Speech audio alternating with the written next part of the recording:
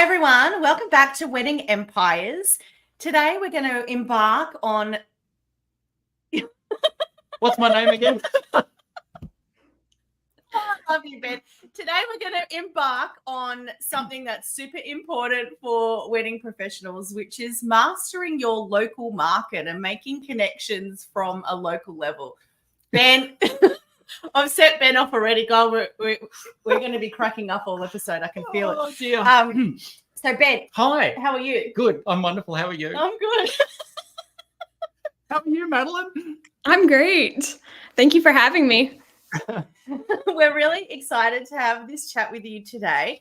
I think that a lot of people can kind of feel like they start a wedding business, they're on Instagram, that's all they need to do, and the people will come. And that's not really how it works, right?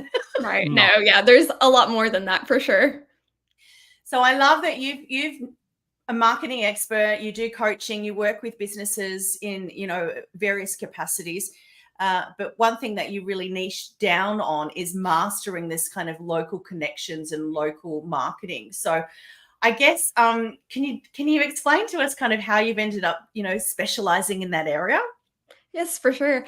So it was actually kind of an accident. I never really planned on being in this area, much less being in marketing. But in college, I had an internship and it was with a marketing department. And I just thought it was so interesting. I loved it. I loved learning about businesses and how to promote them. And at the time, I also had a side hustle as a social media manager. And then after graduating, I decided to actually continue that and worked several part-time jobs over the next few years just so I could continue to work on that business on the side. And actually one of the part-time jobs that I had was in a brick and mortar business. It was a bookstore actually, which was really fun. So I was able to learn a lot, and eventually I was able to go full-time with my own business. I found that I really enjoyed working with brick and mortar businesses because there was just so much to do within the community, marketing wise. And then this was the key. I listened to what my clients wanted, and they didn't just want help with their social media. Like you said earlier, it goes beyond Instagram. So I started helping them with general marketing and creating and implementing a marketing strategy that worked for their business and that was custom to them. So I became a marketing strategist, and here we are. Amazing. So when you're building a marketing strategy for a business like that, and obviously we're all about wedding businesses, so say it's a local florist or something like that, what from a local perspective are some things that we'd expect to see in a marketing strategy for a business like that? Yeah, for sure. So the first thing that we do when we're creating a marketing strategy is I ask them about their goals. I get them to define kind of where they want to be, in a few months, a year, a few years. And then we take that and we start making like a roadmap to get there. So I always tell my clients that local marketing and creating lasting connections isn't just about your products or services. It's about how your business becomes an important part of the lives around you. So it's definitely not a one type or one size fits all type thing. No matter the business, you should make your clients feel like they're the hero and show them that they're special and belong with you. And again, that goes for any business. And so one thing that we do when we're making their strategy is I sit down and I tell them, okay, so think of 15 different ways that you can show up in your community, whether that's something big or something small, and just write them all down. And obviously, of course, in the end, I'm going to tell them to just pick a couple of those things because I don't want to overwhelm them and burn them out. But it's really good to come up with a bunch of ideas for them to choose from or even have for later. And, go into your florist example, one thing that they could do in their strategy and that would impact their local community is hosting a class or a workshop where they teach people how to arrange flowers so they can collaborate and even reach out to a local wedding venue and just say, hey, can I host this event here? I think it would be beneficial for both of us and just really impact the community, get our names out, that type of thing. If you're a photographer, you can host a quick pop-up in the park for engaged couples. You could, tell them that you will offer a discount or a bonus if they hire you to shoot their wedding. So whatever it is, it's just, and we talk about this a lot, my clients and I, it's just following up with these people who could be clients for them, and it's showing them how they can work with them further. So, it's only the first step, the engagement session or the pop-up with the florist, but you can offer them a lot more support. So, one thing I also tell them is just going to take some time to build those relationships in the community, but the results will be worth it. You just have to be consistent and provide excellent service. Yeah, I think, sorry, Ben, go. I like that term, pop up in the park. Oh, yeah. We're going to steal that now. I think if I did that, I might get arrested. So probably won't try that. But that kind of leads on to one of the questions that I had for you was like, what strategies do you recommend for increasing the business's visibility, like in your local community? And you touched on a bit of that just before. So right. So kind of going along with that, I think referral programs and loyalty programs are a great way to do that. And a lot of times that gets a bad connotation. I mean, you hear that and you're like, ugh, but actually word of mouth, I mean, it's a huge deal, especially in your community, because who are you going to trust? Your friends and your family, or just, a random ad that you see, on Instagram or Facebook. And while those have their place, it's much more impactful when, it's coming from a person that they know. So I tell my clients, when you're making a referral program, it doesn't have to be difficult or hard. You just need to figure out what it looks like. So is that giving 10% off their next purchase for referring a friend, or maybe it's giving away a free gift? It just has to be something valuable for them. And then, just turning them into, I always say, turn your customers into your cheerleaders. So, just show them how much they mean to you, and then tell them about this referral program, because they're going to be excited to talk about it. If your services or products help people, then they're going to want to tell their friends and their family about it. So that is one of the biggest things that I see, that'll help you with your visibility in the local community. And through people's bellies. What do you mean? I've got a referral program that if a previous couple refer another couple to me and they actually book in and I shoot the wedding, I send them out to one of the local restaurants here that's a really nice restaurant for a $100 dinner. Oh my God, I love that. Well, through the belly. That. It's the way to go. Yeah, wow. I love that. Yeah.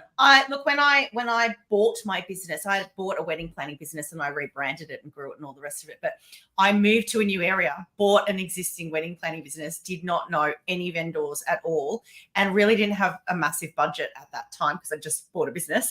And I really relied on this local approach. The first place I went was around the corner where there was a florist near my house, and said, "Hi, I'm a new wedding planner. I'd like to, I love what you're doing and I'd love to promote your, working with you. So do you have any flyers or brochures or wedding packs that you could give me?" So I started promoting this guy. I hadn't worked with him, but, it was like my first step. And then I started going every Saturday to wineries, and I'd go with my husband and my kids, and I would, get a cheese board and a bottle of wine or whatever. And just while I was there, say, I love this. This is like the best part of That's the gig. An awesome tax write-off. But I'm like, by the way, the event manager here, and I would just introduce myself in person, and I'd do something similar and say, "I'm a new wedding planner. I'd love to take your function packs or your event wedding packs and pop them inside, something for my clients." And just by doing that, I made these connections, and people remembered me because I was there in person, and we had this personal connection, something through our conversation or whatever. But the amount of vendors that send an email to these other vendors and that's it, like that's their intro. I just think as soon as you turn up in person and you make that personal connection, then you're leaps ahead, right? Do you agree? Right. Oh, 100%. Personal connection is key. So just however you can make them feel special and feel like they belong with you, that will take you so far in marketing. Yeah. And being helpful, going in there and not asking for something from them in terms, can you refer me? But going in and offering to be helpful to help them. I think that goes a long way. I've found rocking up with a box of cupcakes always goes well too. Oh, I've done that before. Really? Yeah, for sure. I love it. Who is this guy? Yeah, I know. I should be a lot bigger than I am, like cake and cupcakes and anyway. Yeah, wow. I love that. Another cool little thing. I know we're supposed to be asking you questions and we're telling you what we do, but something that I used to love to do after every wedding was to leave a Google local review for every single vendor that I worked with as well. I think that's a really important thing to do. Is that's great. We send them an email and say, "Lovely meeting you, and let's do it again." But go and put a nice review. Help their business with backing up their local reviews. Madelyn, would you agree that asking for those reviews is pretty crucial? Because from experience, no one's going to walk the land sprouting you and telling everyone about you unless you ask them. So. Oh, for sure. 100%. It's like you said, no one's just going to think about it. So I always, encourage my clients to prompt their clients also to leave those reviews just so other people know about them. Something really important that I was taught in my other life, I played in the digital space in the other life, but I was taught that if you don't ask every single person for a testimonial or a review, you're only going to get bad ones. Right? It's true. It's actually true. You need to ask people because if you don't, you'll just get 5 bad reviews because they're more motivated to leave a review like that than they are to go to the effort of doing a positive one. That's so true. Yeah. Cool. Yeah. So building local connections, I think it's worthwhile talking about sort of networking as well, like going to networking events. And I don't know if you've got in the States, there's things like BNI. Do you have things like that over there? We don't. I mean, we have networking events, but we don't have that, I don't think. Yeah. So, I mean, I think it's quite common to go to a Chamber of Commerce event or, a local women in business event or something like that. But there's also online systems like we have in Australia. There's something called BNI where they choose one person from each industry in the local area. So there'll be one lawyer, one architect, one wedding planner, one travel agent, and they meet I think once a week, and they try to refer each other business at every opportunity. They try to refer each other business. So there's some interesting things out there that aren't necessarily you've got to go and bring your business cards and do it that way.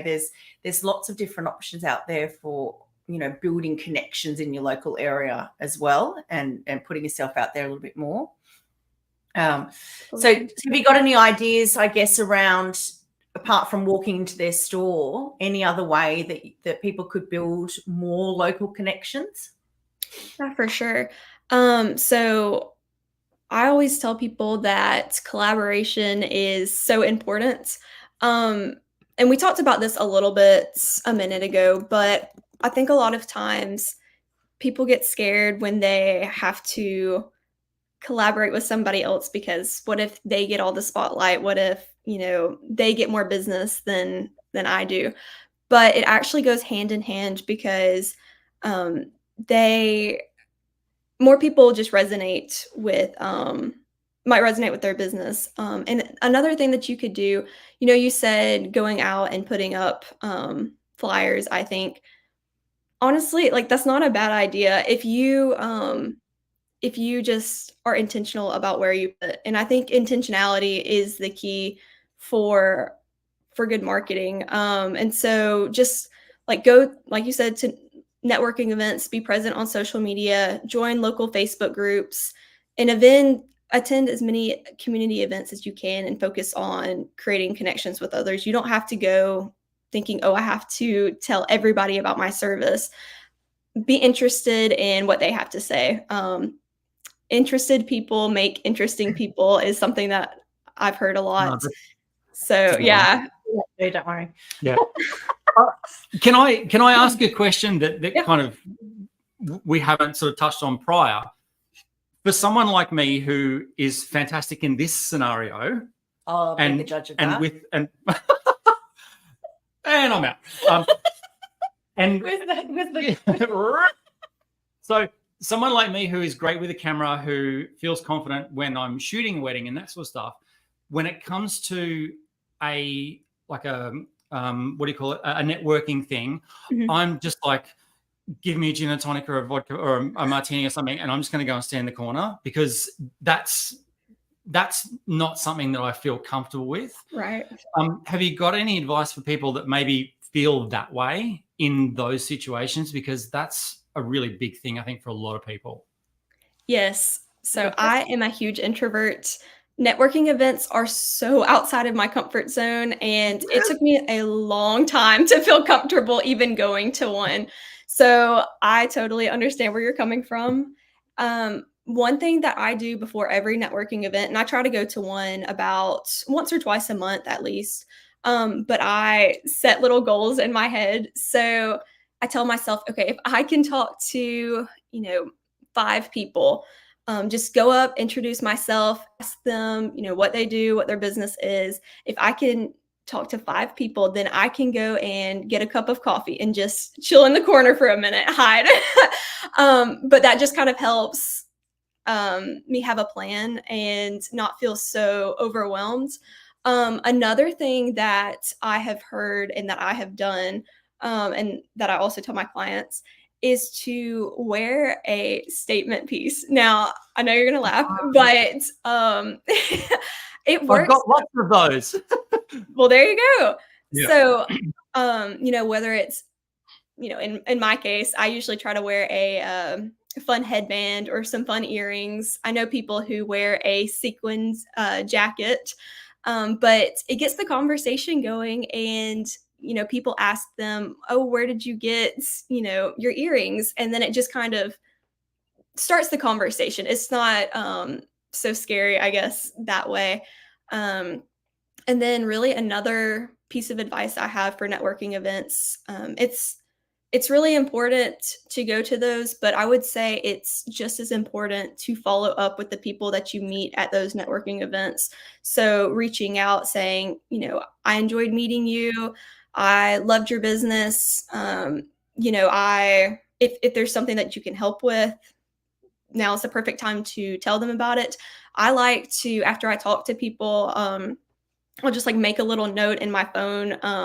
Oh, so-and-so is expecting a baby in 3 months. Check in with her. Or, this person is opening a new, opening a new branch, business branch, downtown, stuff like that. And just making those follow-up emails more personable and more special, I guess. So, but no, I totally understand about the networking event. I just laugh because in the live stream right now, we have somebody on YouTube from the UK. That's Steve from the UK. Oh, is that his name? Yep, that's Steve. He's so funny. He's written that his advice is to have a gin and tonic before you go to the event, and he said that Ben needs to get a pink jacket. Oh, because I actually have a pink jacket and wore it in the UK when I met Steve. So that's where that's coming from. So I might don the pink jacket for a live stream for it. Yeah. So there you go. There we go. Yeah. Years ago, I founded a women's professional network called Business in Heels, and it had 55 franchises around the world, which every single one had monthly women's professional network events. So I know a thing or two about professional networking events, but the whole reason that business did well was because I took the structure and the formality out of it. I had this idea that women in particular are natural born networkers. If we put them in a fabulous space and we give them champagne and excellent goodie bags, and we make more of the effort about attracting the right women, so it's a room full of interesting women with a couple of champagnes, we don't need to orchestrate it. It's just going to happen, right? But why that did well, and I think something to consider, is they're not all structured and boring and you're standing around looking at each other with tall tables. And there are cool ones out there. So I think if you dig a little bit deeper, you might find your vibe, you might find your people, and it might be in person, it might be online, it might be on Meetup, it might be I think especially with the wedding industry, like, we might connect with a certain sort of niche or age group that, the local chamber of commerce isn't the right fit for us. But I think it's important to note that they're not all the same, and you can go out there and you can find your networking vibe and your tribe. And yeah, I don't know. I just thought that was important. In the wedding industry, there's no shortage of those networking events. No, there's not. Yeah. There's one here tomorrow. So, do you want to go? That's the other thing, right? Bring a friend. Yes. Right? Sure. I don't shut up. So I'm the perfect wing woman for these kind of events. You need to come to my networking events, then you can be my wing woman. I'm like, hi, who are you? What do you do? There we go. Oh, cool. This is Ben. He's an amazing, just bring that person with you. Exactly. I'll bring you. Yeah. Cool. All right. So what else can we have a chat about? What about like community impact, right? There's lots of opportunities to kind of build connections in a way like sponsoring local community sports or, getting involved in your community and taking part in things that are important to the community. Have you got any advice sort of around that sort of approach? Definitely. So I am really involved in my city, and they are always putting on events. I mean, it seems like there's something every single weekend. And so a lot of the small businesses that I work with, they don't go to every event, but they go to as many as possible. There was a farmer's market over the weekend, and so a lot of them just went and they mingled in the community. They set up a table close by and just, kind of told people what they did. At Christmas, there's something called a downtown Dickens Christmas. It is the most magical thing. It's like Victorian. I mean, it's amazing. And it's totally volunteer. These businesses don't have to participate, but they go all out. I mean, they dress up, in Charles Dickens era clothes. They, offer discounts to customers. They even offer like free food a lot of times. And it's just going, not even, just participating, but it's going all in as much as they can, and just showing the community like, hey, we have a awesome business. We want to support you. We want to support this town. So I think just, putting yourself out there as much as you can and saying yes to as many events as possible is really important. I love that. I'm a saying yes person, definitely. She said yes to have me here. So. I know. That was a bit of a risk, but Wow. Ben, you're great. All right. You're still here. Got to get it together. So I'd like to know, I guess, how, if I'm a little local business, like say it's a florist or whatever, how do I identify the businesses that I want to connect with and kind of, cultivate relationships with those businesses that I want to make those connections with? Yeah. So I'd first start by observing others and seeing how a partnership can kind of be beneficial for both of you. Going back to the florist, if a florist and a wedding planner, they have a similar audience, but they both offer something different in value. So that kind of partnership would be extremely valuable to them and also to their audience. Maybe they just offer, referrals, or maybe they put on a pop-up in the park, like we talked about earlier. Another option is just to reach out to someone in the business. All of a sudden. What? He is so going to steal that. Yeah. I love it. I'm going to steal it too. So another option is just to reach out to someone who you admire and, ask them if you can share about their products or service online, or in person, and then ask if they would do the same. It's so much better to cultivate partnerships when you focus on how you can serve your audience instead of making it all about, me. I always say, make your audience your hero. And again, don't be afraid to like step outside of your comfort zone and introduce yourself to other businesses. So that's where it starts for sure. I think it's important to also realize in the wedding piece where you are in the order of making decisions for the couple, because for me as a wedding planner, they're usually deciding on the venue and then me. So if I've connected with a lot of venues and the venue, you know, I've gone in there and I've met them in person or whatever, and I'm top of mind, and they say, go with this Jack girl, she's amazing, blah, blah, blah, blah, blah. They're just going to do it 9 times out of 10, right? They're not going to look around. So if you're strategic about at what point are they choosing the photographer or the wedding planner or, you know, the venue or whatever, and you can make connections with the people that are before that, I think that's something that you should definitely prioritize, I think. Absolutely. In making connections, that kind of leads me into my next question for you in regard to making connections and competition, I guess, to a degree. In the wedding industry, there's a lot of competition, and unfortunately it kind of breaks my heart because I hate seeing competition between vendors of the same genre. So which kind of takes us to the infinite versus the finite kind of game, I guess, in terms of, you know, who we are in our businesses and that sort of stuff. So have you got any advice for wedding professionals around being an infinite player and seeing the competition as themselves in the mirror as opposed to the other people around them? Yeah, I think there are so many feelings of competition or inadequacy with others, and it's a really tough thing to overcome.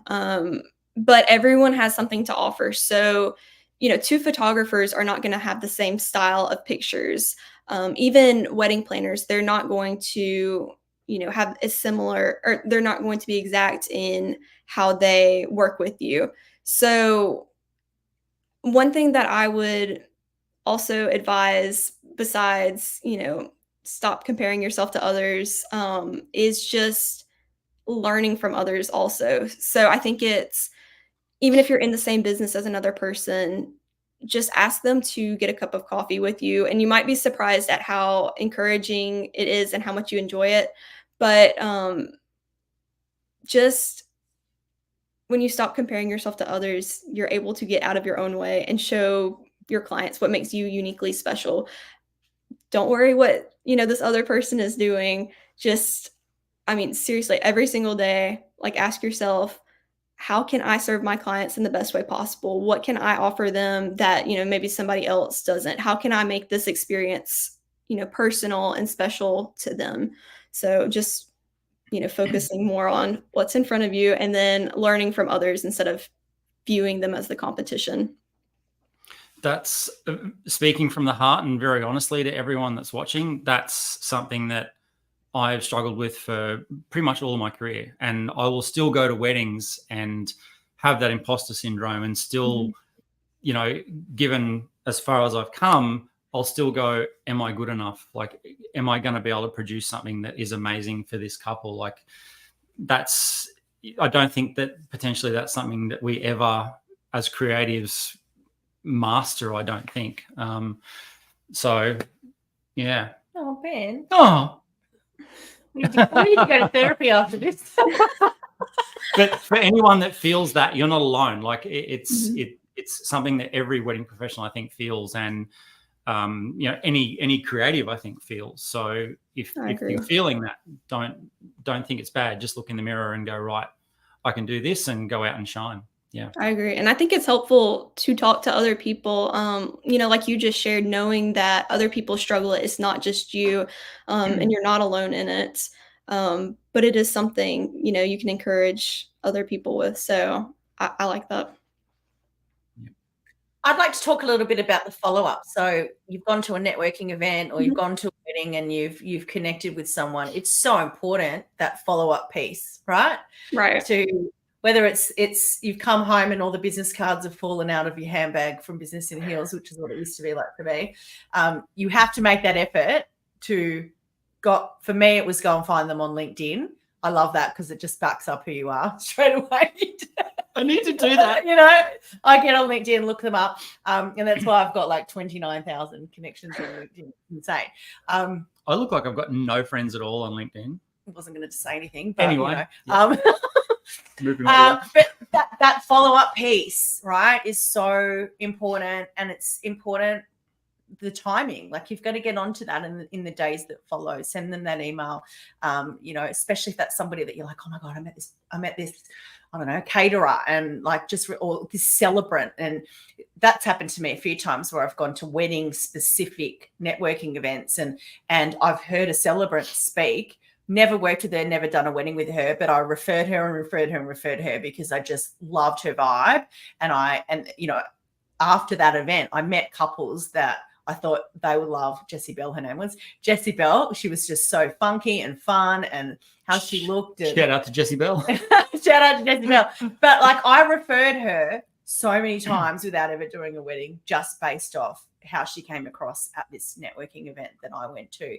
But my point was, it's just so important to follow up and really solidify those connections, and refer business to them, and pay it forward, so to speak. Not great to meet you, Ben, at that networking event. Can you please send some business my way? Like, that's going to go down like a lead balloon, right? But what's the best way to structure that little connection afterwards?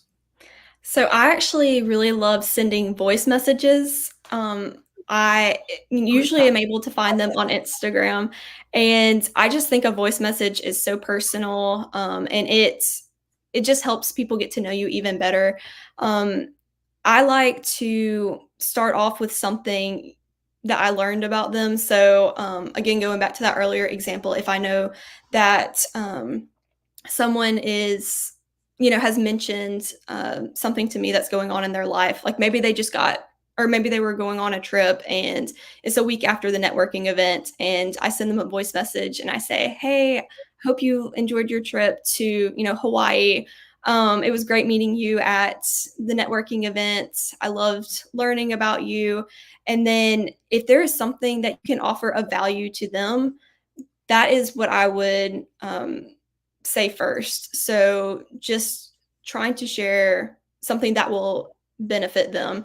And then, eventually when you build that connection, you can ask them about, if they're interested in your services. If they haven't already, a lot of times they're already interested in, what you have to offer, how you can help them. But yeah, voice messages, those are awesome. I definitely would recommend those. I never thought to do that. Mhm. That's cool. You do with me all the time. Yeah, but I know you. We're talking about people that I just met. My son would say, yeah, she does it all the time. Yeah. All right. My last question is around productivity. So say you're a one-woman show. Let's go back to the florist example, and you're too bloody busy. You're doing weddings every week. You're meeting clients and ordering flowers and doing all the things that you do. And you're doing your Facebook and your Instagram and your email marketing and everything yourself. How do you make room and kind of, I guess, fit this into your regular routine? You said to me earlier that you try to go once a month to a networking event. Like, have you got tips around that and how someone can kind of slot this into their current routine? Yes, for sure. I love talking about productivity. I know I annoy people because I just think it's so fun, honestly. And I think for marketing, you have to, there's so much going on. You have to be intentional about how you spend your time. So my productivity tips, they might sound basic at first, but like, bear with me. They have been instrumental in my success. So first of all, I have a really good planner and I use it every single day. And I make sure to look at it, first thing in the morning and then throughout the day. Every Sunday afternoon, I plan out my week. So I know some people who do this on Friday afternoons or even Saturday mornings, but for me, typically Sunday afternoons are the best. And I plan out my week, go through, and I write out all of my sort of non-negotiable things that I can't move around. So these would be things like doctor's appointments, meetings, a family member's birthday, a trip, that sort of things that are kind of set in stone that I can't move. And then after I do that, I list the top 3 things that I have to get accomplished that week and get them scheduled on my calendar. So maybe, it's meeting with a big client, prepping for that meeting. That could be like, thing number 1. The second thing is record, a new podcast episode. The third thing could be, if I was a photographer, editing pictures for, this client. So after I list those 3 items, I go through and I write out all my other tasks, things that I want to get done throughout the week, but they might not be quite as important as those non-negotiables or other things that I listed earlier. So putting it in my planner like that helps me focus on my priorities and really get things done, and see, what things are most important. And then another thing kind of going along with that is having theme days. So a lot of times I'm a little ADD. So a lot of times going from task to task is not the best thing for me. So I structure my days around, similar tasks. So Mondays might be my meeting days. So I only, take Zoom calls or meet with local businesses or have phone calls, that sort of thing. Tuesdays I might, do client work. So I just exclusively, prep for that and help them, help my clients. Wednesdays, maybe it's my content days. So social media posts, batch creating those, writing an email for email marketing, making a podcast, things like that. So having theme days has really helped me, and it helps me know what to expect, from day to day. So I need to do that. What planner do you use? I use the Full Focus planner. I'm obsessed with it. I love it. And you can habit track. It's my favorite. Cool. So, Madelyn, you are the very first person to pioneer our new little segment, which is Ben's regular guest question. Ooh, yay. So, we're going to ask a regular guest question to all our guests. You're the pioneer. So, if you walked outside right now and saw an 18-year-old version of yourself, what advice would you give yourself knowing what you know now? Ooh, in terms of business and life? She's going to reply and say, I'm 18. No, I'm not. No, it's that's been a while. No, that's a really good question. That's a great question. I would tell my 18-year-old self that her life looks absolutely nothing like she thought it would. I would tell her that she feels, confused and like she doesn't know what she's doing right now, but that's okay. And then I would also tell her to learn as much as she can about, really anything, but especially business. Say yes to new opportunities, push yourself out of your comfort zone again and again and again, and make yourself uncomfortable, because that's how you grow and that's how you learn. So I would love to tell her that. Awesome. Cool. Thank you very much for that. So guys, if anyone wants a free marketing audit for Wedding Empires Pro members, just have a look at madelynvictoriaco.com, and her Instagram is also madelynvictoriaco. I think it's important to mention Madelyn's offering this free audit, and what it is basically an assessment of your business and your online presence and whatnot, and giving you free advice on things that you could do to improve, I guess, the generation of leads and business. Really, am I correct? That's right. Yeah. And just DM me local master marketing on Instagram, and I will give you your free audit. Amazing. I'll call you. Okay, sounds good. All right. Thanks so much, Madelyn. We enjoyed having you here, and I'm sure we'll get you back in the future. For those of you who've joined us live, thank you so much. Love your comments. Lee, I did see that you're calling on Ben now to turn up tomorrow to networking. So I've been called out, yes. I might have to go and be his wing woman.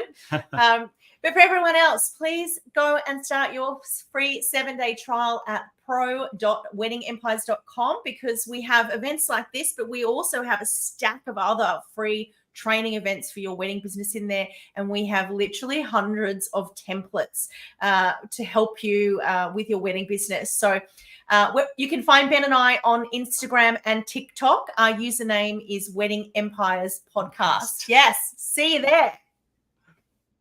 See you guys.